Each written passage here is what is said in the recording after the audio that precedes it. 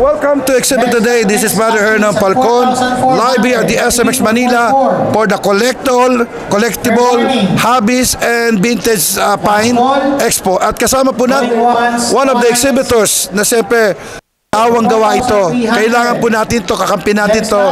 Alam niyo po, ang gumagawa ng mabuti, pinagpapala. Let's welcome.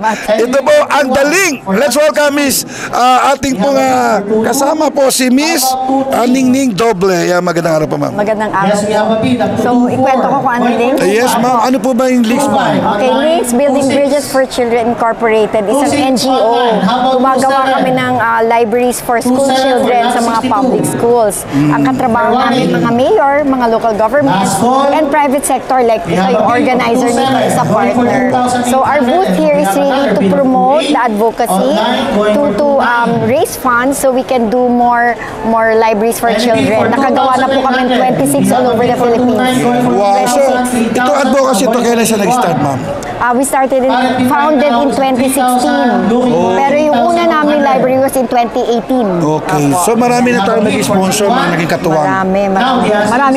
Sobrang dami. Pero kailangan pa natin ng tulong. Opo, kasi hindi nauubos ang school ng nangailangan ng ano.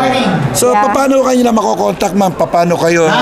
Mayroon gustong tumulong ngayon ng mga kababayan natin at kayo po gustong tulungan. We are on Facebook, Links Philippines. So, meron siyang logo na ganito sa Facebook. And my number, I can give my number. Yes. Yeah, you can just text me or call me at 0917-850-1110. And we're also on Facebook. Most of the time it's there. All the things that we do are on Facebook.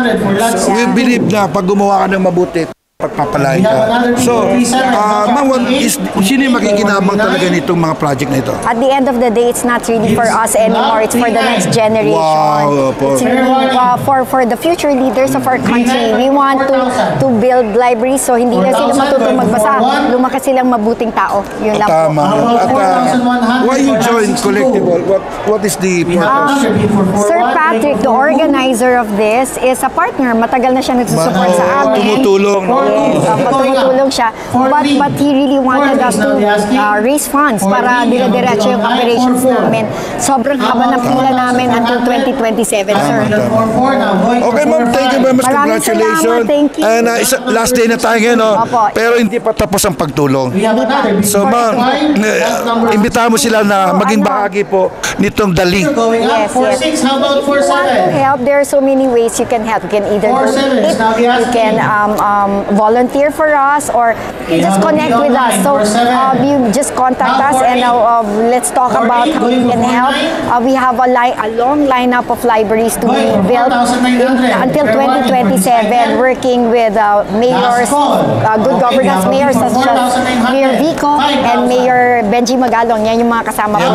Baguio, no? Yeah, Baguio kasi kami. Opo. Yeah. Okay, ma'am, thank you. Pero naku, dami po palang partner na mayor, no? Opo. Si mami, nakalimutan pa kayo. Marami po.